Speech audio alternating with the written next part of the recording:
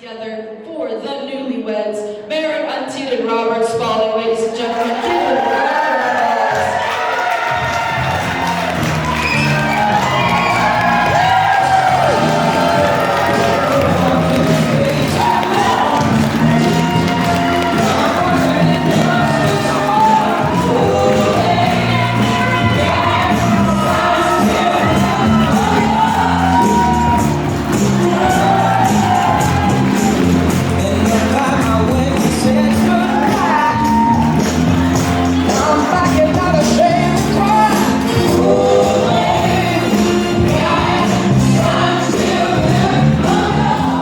So welcome, assembled guests and plus ones. I'm Bill. And I'm Ted. And together we are Bill and Ted. So they're particularly fortunate to have us as brothers, and that is why we were asked to do this. But it's kind of weird, too, because, we've known each other a long time, and we kind of... Yeah, we kind of got this thing. Should we tell him? I think it's time.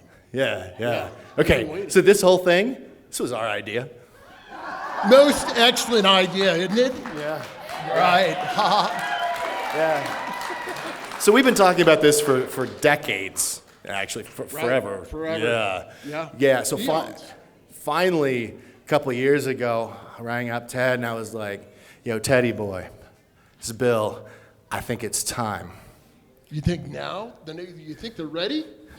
Well, if they're not now, I think there's a point of diminishing return on them getting any smarter. So we should probably do this. Dude, I think you're right. Yeah. Excellent, right. So, but I think we should, before we pull the trigger on this, we should close the loop. Kind of make sure that we're doing something that really works for Marin and Robert. Could you kind of give me the elevator speech on what it is Robert's looking for in a woman? Oh, excellent. Yes. So I know Rob's looking for that kind of woman that's, more demure in taste, very conservative, likes to be controlled, have a man who will order her meals, and really allow her to vote for any conservative person that is on the ticket. And yeah, that's definitely what Rob would prefer. And Marin fits that perfectly.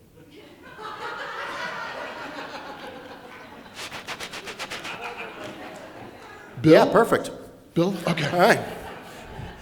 So Marin has a lifelong affinity for weedy little English guys.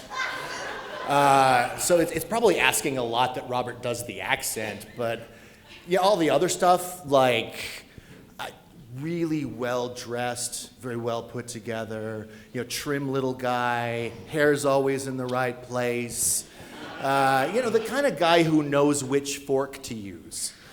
And it's probably better that he's not actually gay, because, but maybe somebody everybody thinks is gay. How's that for Robert? I guess. Yeah, sure. Let's, Bill, this is the time we need to do it. Oh, okay. All right, so let's do this. Let's do it. Yeah. So we put together all the details, right? We put them back together after a number of years. We gave him a little nudge here and there, because not that bright. And then, bang, March 8th. Boom. Welcome to our most excellent wedding. Most excellent, yeah. So, something a little bit about my brother. You guys may not know, Robert is actually the fourth of a fifth. And so a lot of a fourth of a fifth, it's not that, some of you alcoholics might think right off the bat, the alcohol, or maybe your parents were drinkers or that sort of thing. But no, he's actually fourth child of fifth, and I'd be the fifth. But he's more of a smooth fifth. Something that was put back on the shelf for 20 years, very smooth, ready to be out there in front of a newly lovely bride. Some of you may not know about Rob. He's his whole life very adventurous as a kid. He was always the guy that go out there, Always the leader of the group, smartest guy in the school. People hated him because he wouldn't study. Yeah, you were actually. He wouldn't study, but he would just smoke everybody in all the tests. And our mutual friend that I know you guys know that would frustrate him quite a bit. And here's Rob just being Rob. But with that being said, he's also that adventurous guy going out, leading the group into Army or whatever. He's always that leader to play Army men or just having fun as a kid. Later on in the years, climbing mountains, following a lot of our grandparents, or great-grandparents, climbing the 14ers that you see. One named, I believe that's Mount Evans, which right next to it is named after our family. Rob climbing the Grand Tetons in the 100-year anniversary. And just doing a number of just excellent things throughout his life. Not to be Ted excellent, but he is quite the guy. So I just wanted to say thank you very much, being quite the leader all these years. And as you probably know, Marin, he's quite the talker.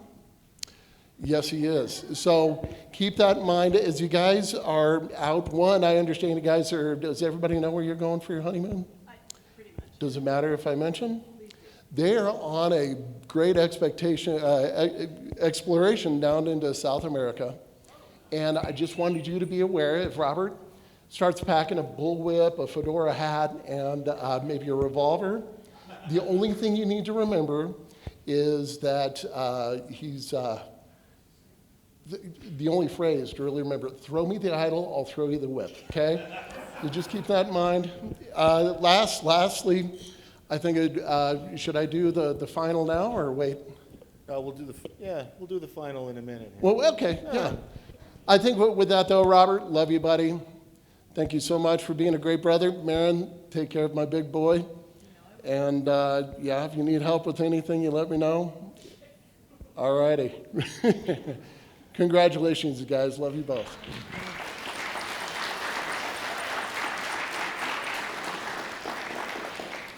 So I'd like to tell just a couple of stories about my sister so that Robert understands a little about the life that he has chosen for himself, that he cannot take back. I would like, first of all, to say, Dad, I really appreciate you adopting her. We really anticipated what I was going to need in my life. My sister has been my best and most steadfast friend for all these years. And this first story I'm going to tell I wasn't even there for because I am much younger, and it happened before I was born.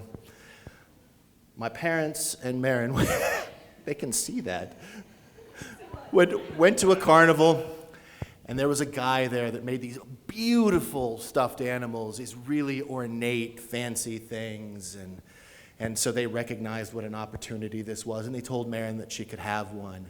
And she somehow picks out from the upper shelf, back in the corner, this horrible, misshapen pig. It kind of looks like it was made out of your grandmother's couch. It's like an oval with eyelashes and a tail. And, you know, my mom thinks that maybe Marin didn't understand the assignment. She's like, okay, you can have any of them. No, Marin wants the pig. So she gets the pig, and quizzed about it later, she says, I was afraid nobody was going to buy it. Yeah, so you fast forward a few years, and I have a cat that I'm very attached to, and I told Marin that when it was time, when she wanted a cat, we'd go to the shelter and we'd get her a cat. But I wasn't really ready for it. Like, we get in there, and there are all these kitties that need homes, so I start crying. And, you know, and Marin kind of holds it together, but she doesn't just adopt one cat. She adopts two cats, 7-year-old siblings. And for any of you who have ever been to a shelter, nobody's adopting the 7-year-old siblings. But we get all done, and Marin gives them an enormous donation, you know, maybe because she was moved by the situation, or maybe to keep me from crying. So then you go forward a few years. I called Marin one day, and the best approximation I can give you of her voicemail is, it's Marin, leave a message. It was left her a message like, yo, you sound really bitchy on your voicemail. And she calls me back and she says, really? I was going for breezy. So Robert, you have chosen for yourself a partner that may appear to be very mean, but is in fact one of the most extraordinarily kind people that I know. Now this next, no, I'm not done. Do I look done to you? That was nice of you to clap for that though. That's all right. The next set of stories I realized was just a whole bunch of different versions of Marin saving my life during some drunken misadventure. And then I thought, well, you guys don't really need to hear all those details, right? Like, you don't care who it was that threw up in the cab in New Orleans. It's not really part of it. But Robert, what all those stories that I'm not telling tell you about the person that you chose to spend the rest of your life with is that she will look out for you. Even when, maybe especially when, you've done something stupid.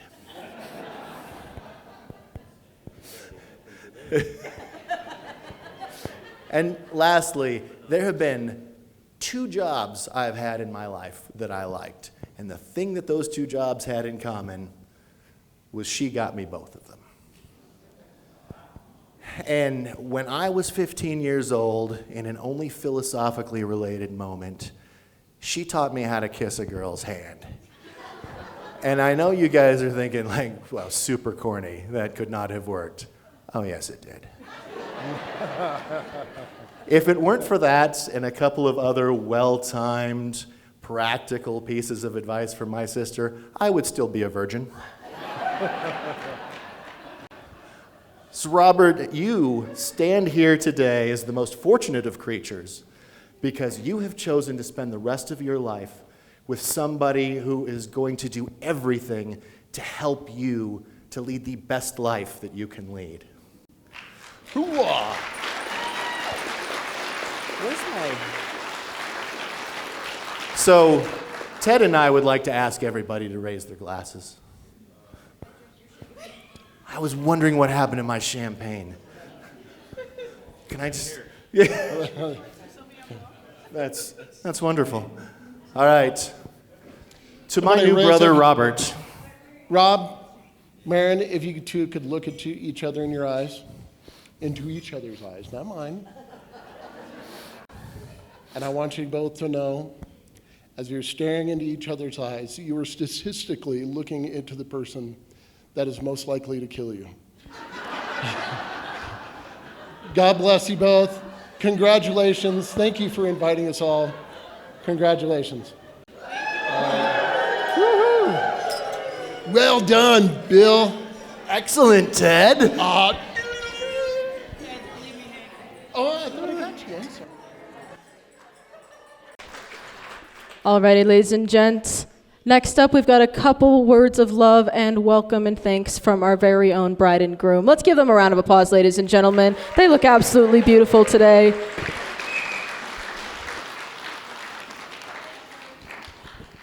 And I'm going to keep this fairly brief because that's how I roll. Family, chosen family, new family. Thank you for keeping me close to you in your hearts. Thank you for supporting me. Thank you for loving me. Thank you for getting me to this point right here, right now. I love you all. Thank you for being here.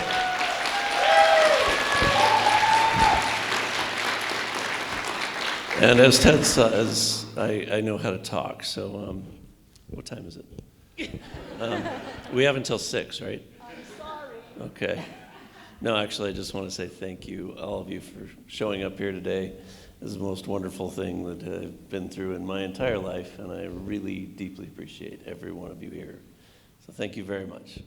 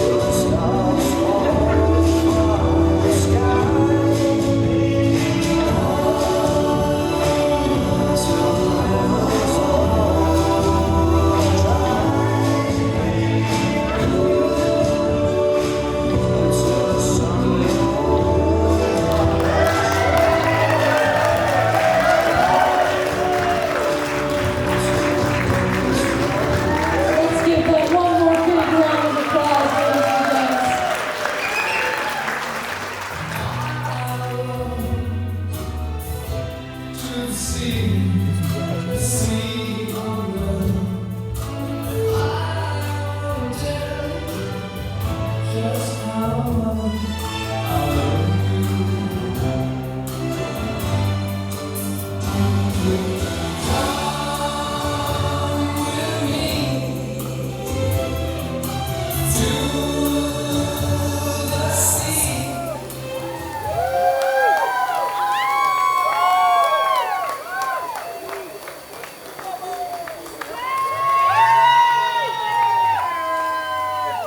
Oh, I love you all so much. Love you.